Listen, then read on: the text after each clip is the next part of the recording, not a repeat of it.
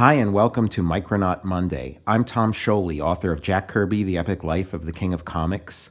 I Am Stan, a graphic biography of the legendary Stan Lee. And from Image Comics, Jack Kirby's Star Warriors, starring Adam Starr and the Solar Legion.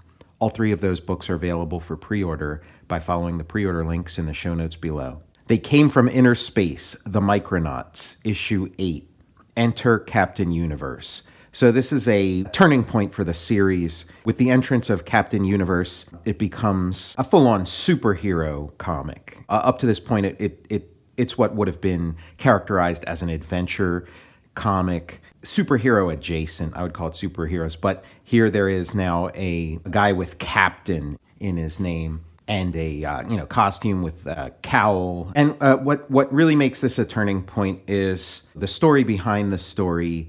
According to Michael Golden, editorial was asking him to try to draw more like Jack Kirby. This issue is the issue where that starts to show, where you really start to see attempts at sort of more Kirby-esque line work, shapes, and compositions. There's still more than enough. Plenty of Michael Golden shining through in this.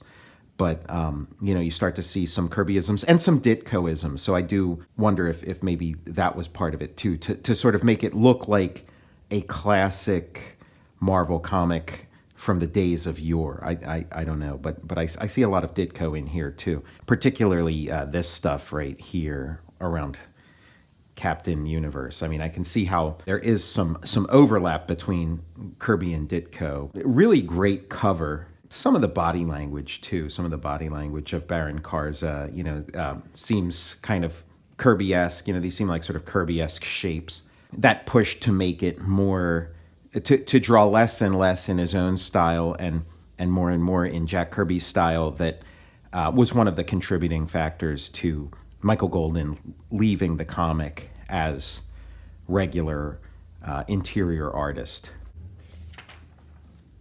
You've heard of Star Wars, here's Earth Wars. We have the team of Bill Mantlo and Michael Golden as writer, storytellers, artist.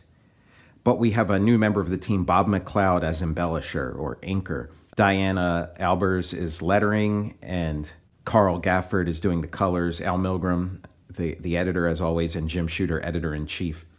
And you're seeing those Kirbyisms pop in.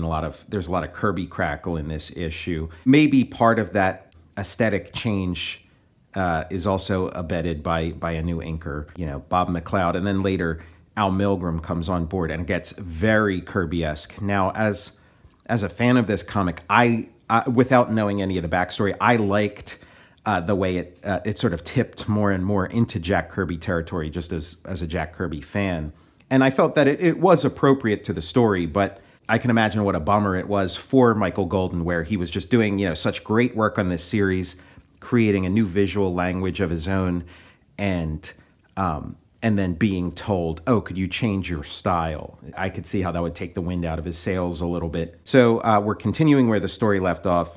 There's this big battle outside of Human Engineering Life Laboratories. As Steve Coffin explains to the authorities, it's Baron Karza doing all this, and he fills them in on the whole backstory, the Micronauts, his father, the Prometheus pit, Philip Prometheus falling into it with his father. Apparently, Baron Karza has come through that Prometheus pit to Earth, and now he's human-sized and extremely powerful, extremely dangerous. Again, another shot of Philip Prometheus's cyborg robot army, which again, looking very much like the Terminators a couple of years before the Terminator movie. And now we get this big, blowout splash page. And I think a lot of this, this line work, a lot of these shapes, a lot of these manifestations of energy are part of that attempt to sort of please his bosses and draw a little more like Jack Kirby. And we're seeing it in this big splash. Lots of Kirby crackle around Baron Karza's fists. And, these sort of army dudes coming in feels very Kirby-esque, too. But again, it's like, 95% Golden and like maybe 5% Kirby or less. Like there's little Kirby flourishes, but it's still clearly a Michael Golden comic. This little bit with the Kirby crackle, very effective, very, very nice around Baron Karza. And Baron Karza's put up like a force field around the Human Engineering Life Laboratories that he can shoot through. He can shoot at them, but they can't get anything in there. Here's Barney Fife, Don Knotts screaming. Micronauts are joining the fight. They're going in to fight Baron Karza, and they had a hard enough time against Baron Karza in the past. Now they have to face him with this tremendous size disadvantage. Now we're back to Homeworld in the microverse. I really like this drawing, the way these microscopic, atomic model sort of goes from no detail to more detail as it gets closer, as you see all the little buildings and things on the surface. Just a tip off to how much this series does owe conceptually to Jack Kirby and to Stan Lee.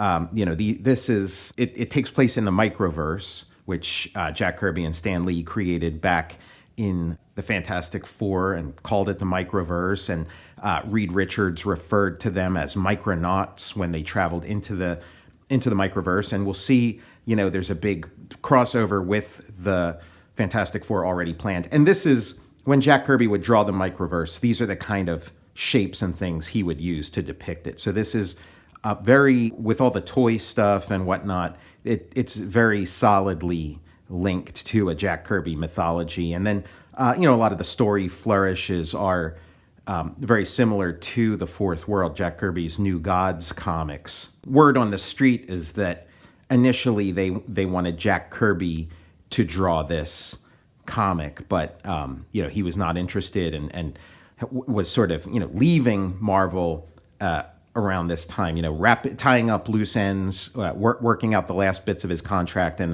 then doing that Silver Surfer graphic novel with Stan Lee, which helped him finish out his contract.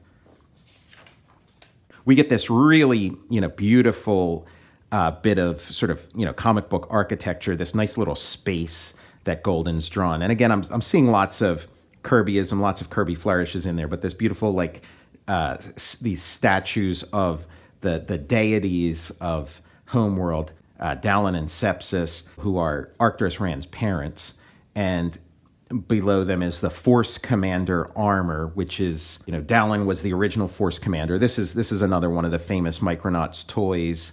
The good guy counterpart to Baron Karza, and they both have sort of removable pieces that you can mix and match between them, and mix and match with their horses to create these sort of centaur forms. And we're getting, more of the sort of backstory of that world. Beautiful panel here, the way this close up on Prince Argon, the deep shadows segue into this flashback to Baron Karza before his full transformation into that Darth Vader cyborg, and how he seduced the world of Homeworld to come around to his side, and what he offered them was eternal youth through his body banks, and set up this very exploitative, restrictive system that promises a lot and gives little. Very much like a Satan figure who makes all these promises that appeal to your vanity or your lust or your fears, and just gives you destruction in return, lies and false promises. And here is the father of Prince Argon and Prince Mary having his moment with the time travelers, who warn him against siding with Baron Karza, and predicting the fall of his reign, but that the royal family would fall to one day rise again. The shadow priests, who up to this point, were part of Baron Karza's entourage, we're learning that they were actually, that the time travelers founded the shadow priests, and they've been working in secret for 1,000 years to undermine Baron Karza's empire that he'd created. And gambling is part of it. You can gamble to possibly get a chance at immortality, but the house always wins, eventually, if you don't have any more money, you have to start giving up limbs, which will be used in the body banks to give to other people who are better off. The Shadow Priest explains that they've been fomenting rebellion from within all this time, and it all hinged on the return of Arcturus Ran, and that he would be the sort of savior to the world, the son of Dallin and Sepsis. The use of color holds in this comic and in this issue specifically are always very welcome, always look great. And this is a 70s comic, so for all the sort of gee whiz, Star Wars kind of, fun and excitement, there's also kind of like the 70s downers, this sort of, dystopian world, and the death of Dallin and Sepsis is very grim, very 70s. A moment of pure horror that you wouldn't see in a Star Wars movie, amid all this sort of, all the fun and games. I think that's part of what makes this comic interesting too, that it's not just, a pure, happy fantasy land, that it is punctuated with some moments of real existential dread and terror. All this stuff about prophecies and chosen ones and saviors and whatnot. In those kind of stories, there's a moment where, a hero has to choose whether they want to be a part of, these sort of prophecies and whatnot, or whether they want to reject them. And Prince Argon accepts his place in this larger narrative and dons the armor of Force Commander and becomes the new Force Commander. Now we're back with Ray Coffin, who's still floating around in microspace, communing with Time Traveler, the representative of the Enigma Force. And Time Traveler tells him, "You've got the blood of heroes in your veins. Earth shall have her hero." And he transforms him and sends him flying, and you get a little glimpse of who this hero is. We have an ad for current Micronauts toys. These were the Micronauts toys that were coming out around the time this comic, and these characters will be showing up in later issues. Unfortunately, we never see these characters in any of the Michael Golden issues, which would have been nice. I'm curious to see what Michael Golden would have done had he been part of the writing and drawing of the stories where these characters show up. They're more or less forgettable in the issues that they do show up in, but these toys, they're really amazing toys. They're very cool, very, very, very simple, but very, very memorable.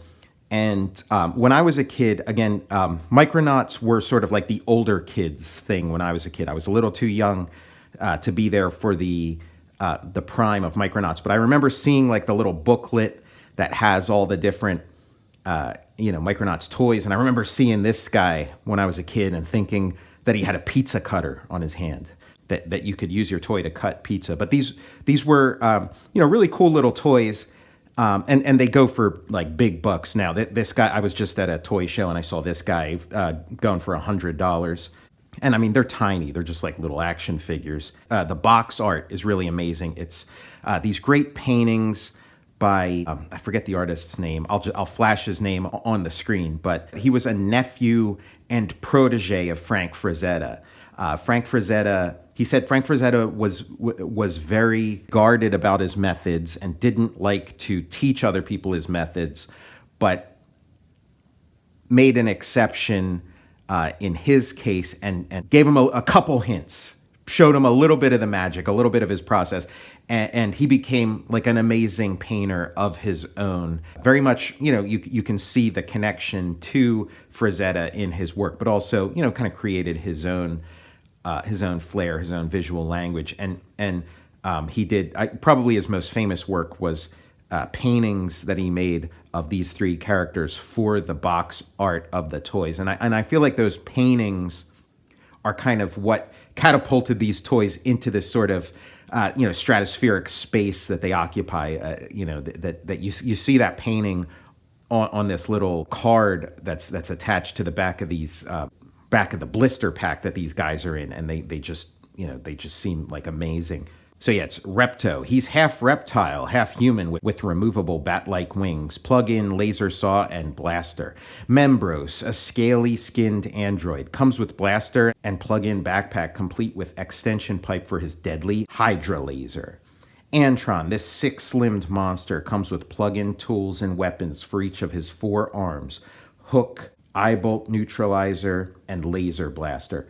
And I assume, like a lot of the Micronauts, that these pieces are interchangeable. And these were sort of original creations from Mego, as opposed to most of the Micronauts toys, which were copies of the Tomy Takara Microman line of toys.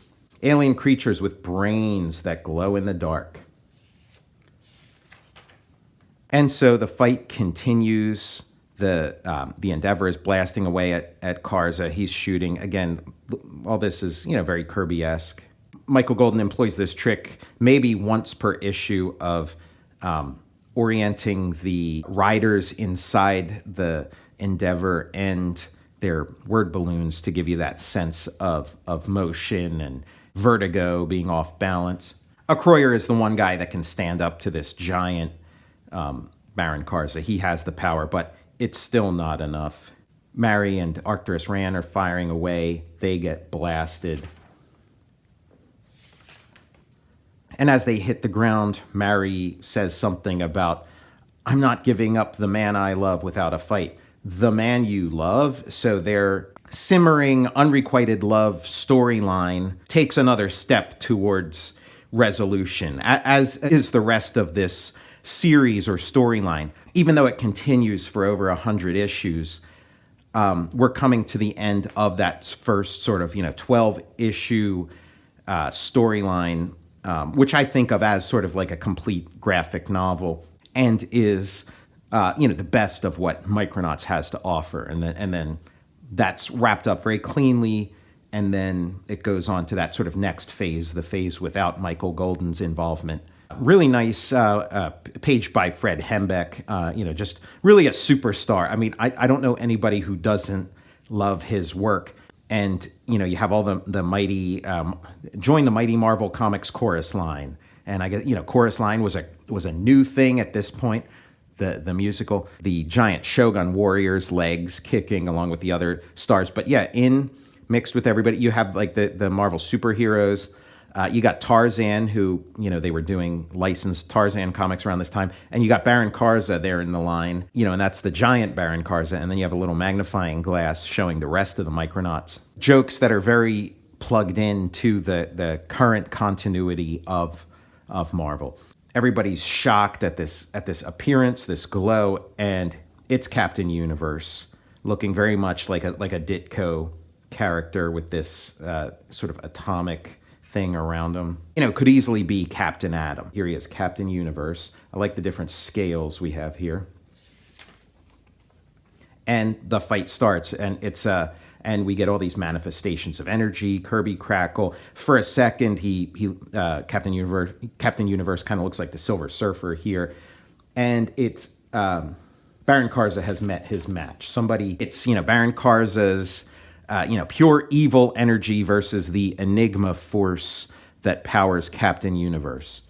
And there's a lot of complicated sort of copyright and trademark maneuverings going on with Captain Universe. Marvel had to make sure to make him separate from the Micronauts IPs. Mego, you own this guy. Marvel, we own this guy. He has his moment and then goes on to become just, part of the regular Marvel universe and separate from the Micronauts story.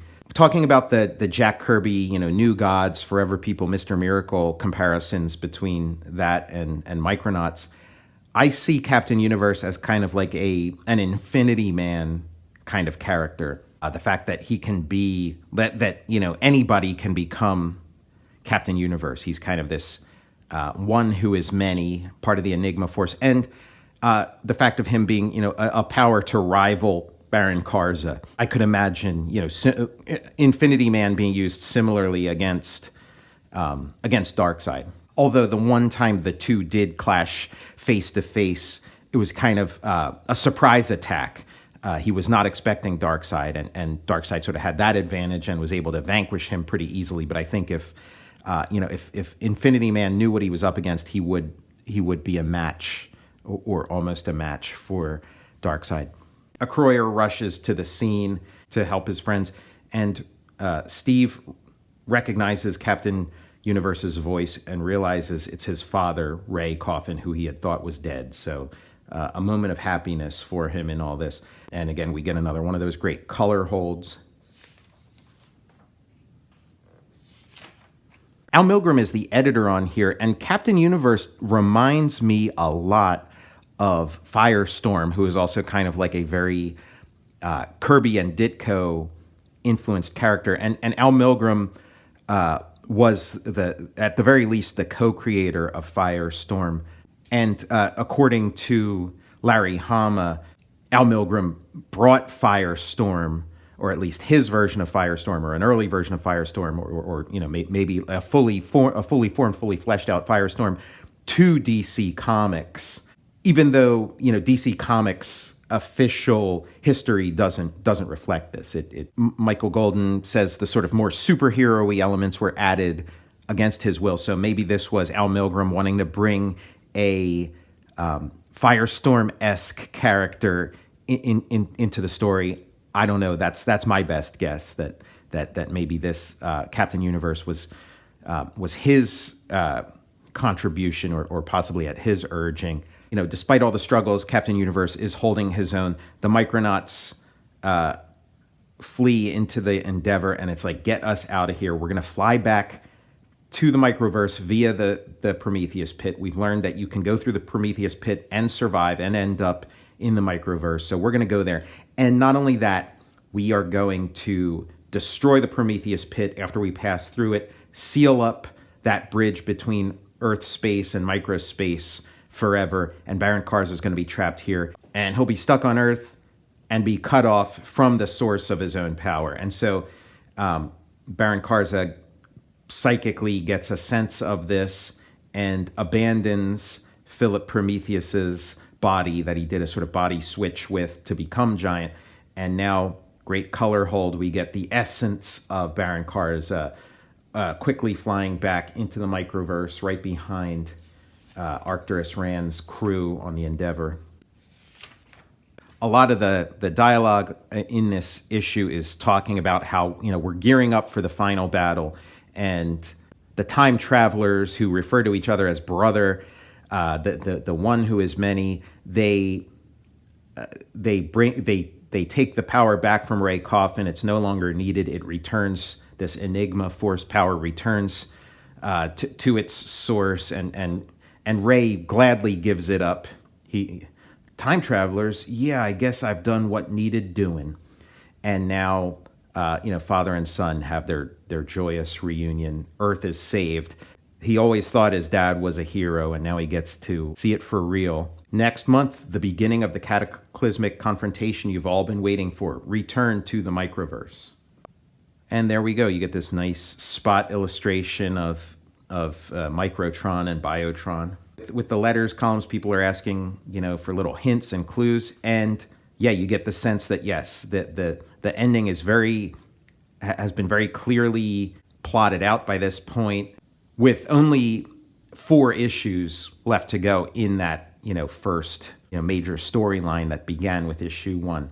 And we're getting the hero's journey. They leave the Microverse for Earth, and now they're returning to the Microverse, going full circle. I'm Tom Scioli, author of Jack Kirby, The Epic Life of the King of Comics. I Am Stan, a graphic biography of the legendary Stan Lee. And from Image Comics, Jack Kirby's Star Warriors, starring Adam Starr and the Solar Legion. All 3 of those books are available for pre-order by following the pre-order links in the show notes below. I'll see you next time for Micronaut Monday.